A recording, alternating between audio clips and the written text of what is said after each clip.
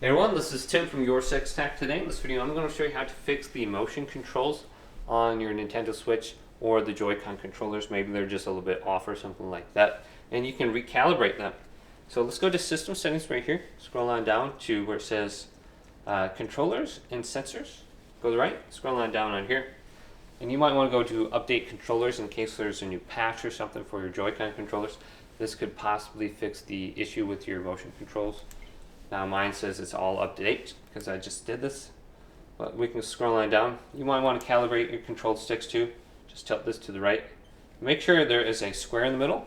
If there's not like a cross, you want to recalibrate it. If you see a circle like this and you're not touching it, that's an indication you have stick drift.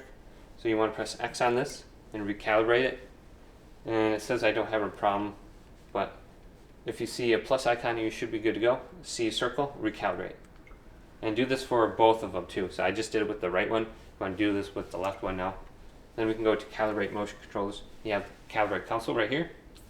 And you have to move it from the dock to do this. So you have to do it in your hand. Just lay it flat on the table and don't touch it. But go to this section, you should be able to recalibrate the motion controls. But let's go to Calibrate Controller.